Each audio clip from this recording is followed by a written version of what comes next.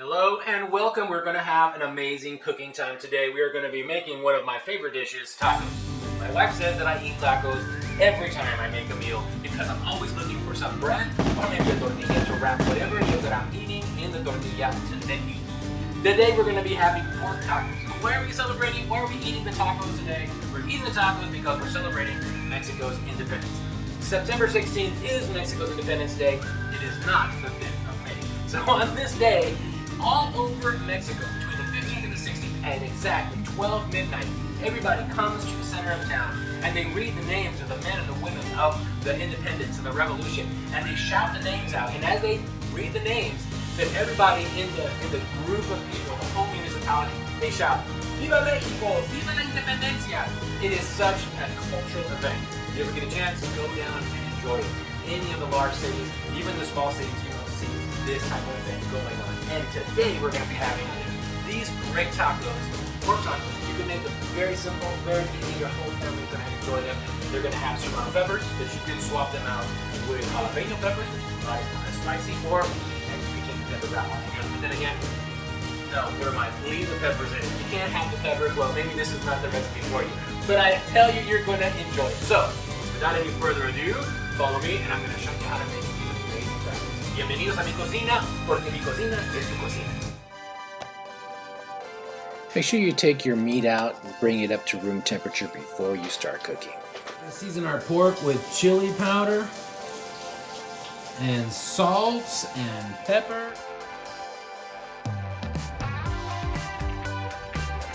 Then it's time to sear the meat.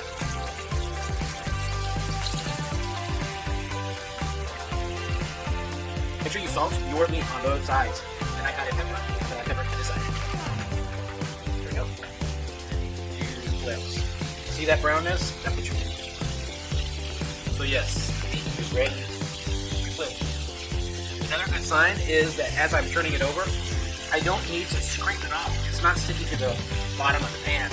That tells you that it is brown.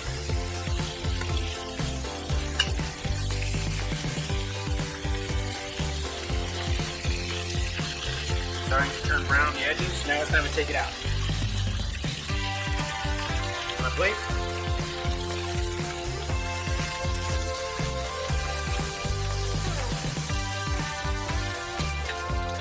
Now I have my homemade beef broth. I don't have enough, so I'm going to have to use, and this is rendering in the same beef broth. I have to use store-bought beef broth. Like a cup and a half.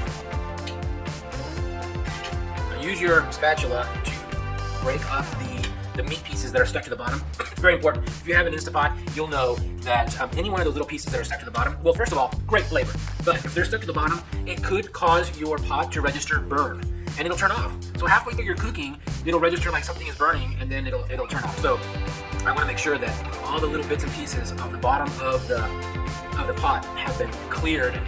We don't have that mishap. There we go.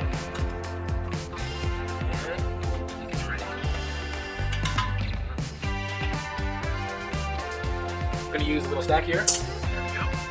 Put a little bit more stock in there. I put stock. That's about a cup and a half. It reaches the bottom of the trivet. That's all you need. Now, the seasoning that we put on the meat is all we're going to need for the meat. You're going to see the sauce down here. We're going to use that later to add flavor, more flavor to the meat. Let's add some oregano. That's another flavor, another level of flavor to the meat. Put our top on. There we go. And we're gonna do pressure cook 10 minutes. That's it. And then wait. Oh, you gotta make sure the top is on seal.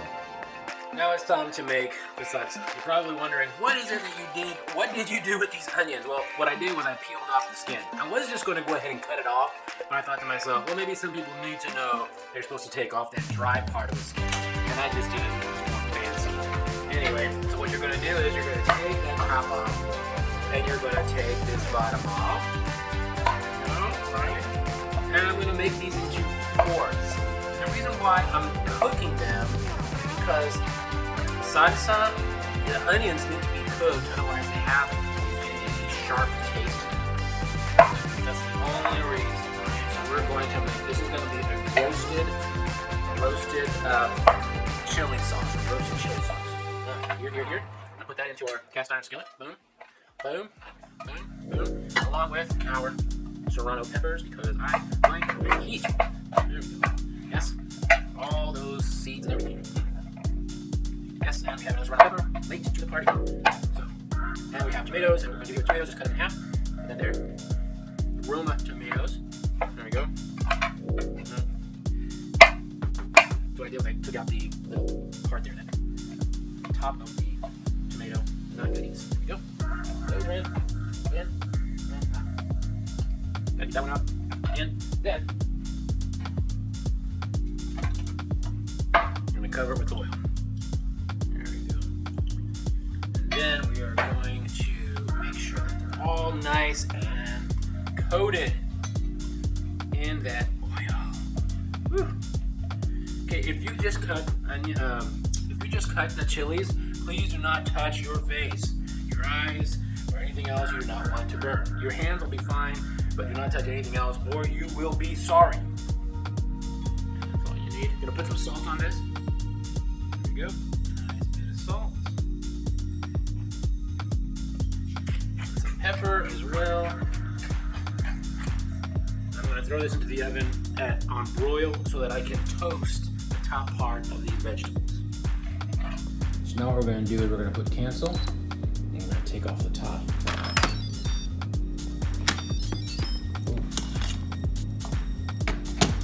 Instant Pot is pretty cool. You can put it right there on the handle. Let's go ahead and check the oven. Yep, it's not ready yet. We're waiting for that to turn a little bit of brown.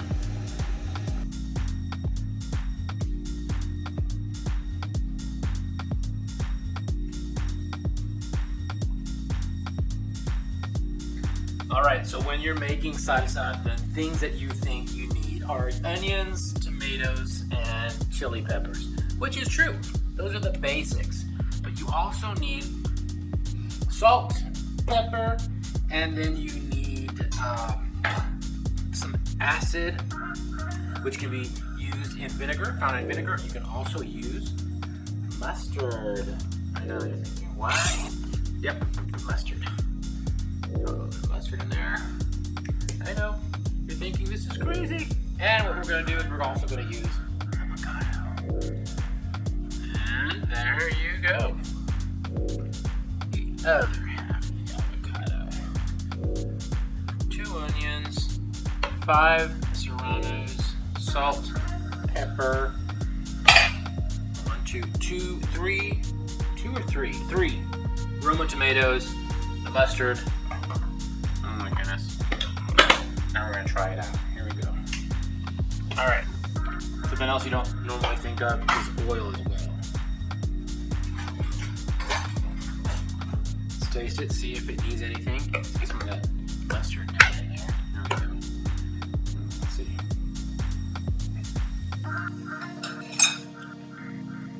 Salt. It's half a teaspoon. That's a teaspoon of salt. A teaspoon and a half. Now we're going to cut them up into small bite sizes.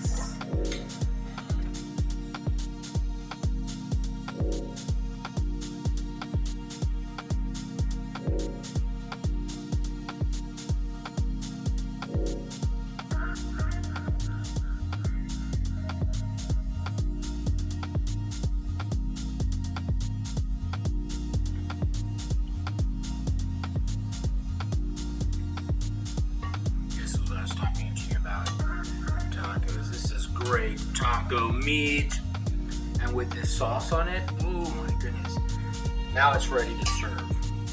So if you were going to serve this to families and friends, this is what you need to do first.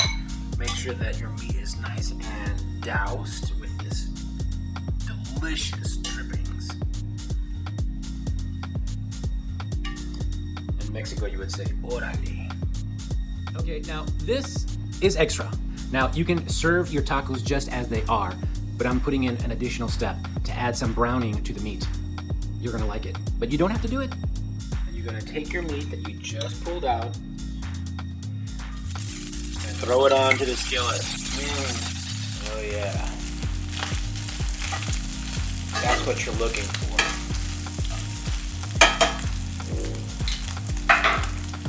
I'm gonna turn off the fire, and this is ready. All right, you're probably wondering, you get the sartén or you get the comal nice and hot. How do you know if it's hot enough? Well, my grandmother used to wet her tongue, wet her finger, and touch it, but you can just use water from the faucet. And when it does that, it's ready. Turn the fire down to about 3, okay? Once that happens, turn the fire down to 3. And then next, you probably went and bought tortillas at your local grocery store. That's fine.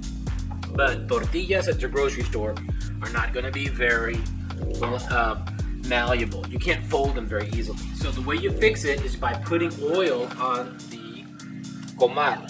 And you take your tortillas. Comal this size, I normally use 3 or 4, and I wet them. I put it to this side, and then I wet this. I put it to this side, then I wet here, and I wet here, and then time to turn them over. Now you have oil on all of your tortillas. Your fire's at 3. You let those cook, and then you flip them over. I don't want to burn my hands, so I'm going to use the handles. All right, las pinzas. I'm using avocado oil, so it's healthy for you. At least that's what my wife tells me. All right, so now it is ready. Okay. Woo-wee. I am going to turn the fire off and pull out our tortillas. Look at that. Does that look pretty or what? It is pretty. It is very pretty. Open. Here you go. I love these stands. I didn't think I needed them, but my wife bought them and they are fantastic. All right, now it is time to plate these tacos. Now, I've seen some tacos being plated with the lettuce first, and I think that's an interesting idea. Let's try it out. The idea is that by putting the lettuce on first, it helps you create a barrier between the taco, the tortilla, and the meat that has juices, right? So we'll see. So we'll do it first like this. All right, just like that. Whew. And then this one we're gonna do with the lettuce on top. Lettuce on top. Now the lettuce on top is the more traditional way you see tortillas with tacos, right? Oh, we are in for a treat. Woo! And just like that, super simple. You went to the grocery store, you got some pork shoulder steaks. It says pork shoulder, but anyways, pork shoulder steaks. And then you make them into the Instapot. Instapot, 10 minutes, you wait, you let it do the natural release. And then after that, a little bit of sauteing, and it's done. That's all you need. And here you go.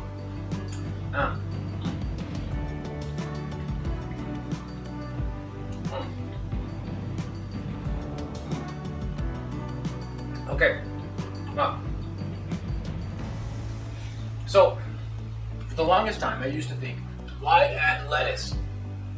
I love the tortilla because the tortilla holds the meat, right? And I love the meat because it has so much flavor. But why lettuce?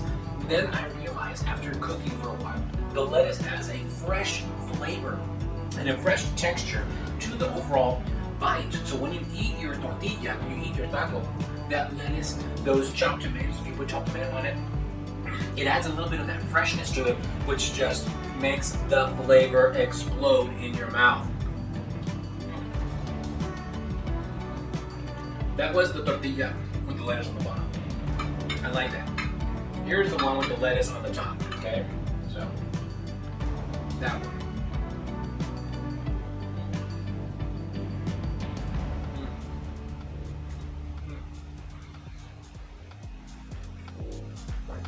Okay, well,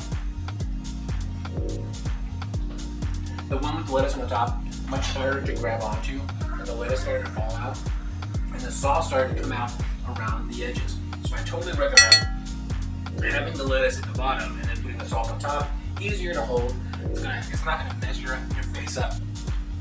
It's not gonna mess your face up as much. In any case, that's the way to eat a good taco, right? Lettuce first, tomatoes first, then the meat on top of that, then the salsa. As a tip, you heard here first. Thank you so much for tuning in. I can't wait for next week, where we're gonna have another favorite Mexican dish. Thank you. If you haven't done it already, go ahead and subscribe, hit the like button. Leave me a comment. What favorite food of yours? What is your favorite Mexican food? Put it down in the comments below, and I'll make sure that we have one of your favorite foods in one of our future videos. Thanks so much. I'll see you next time. And remember, mi cocina es tu cocina. See you later.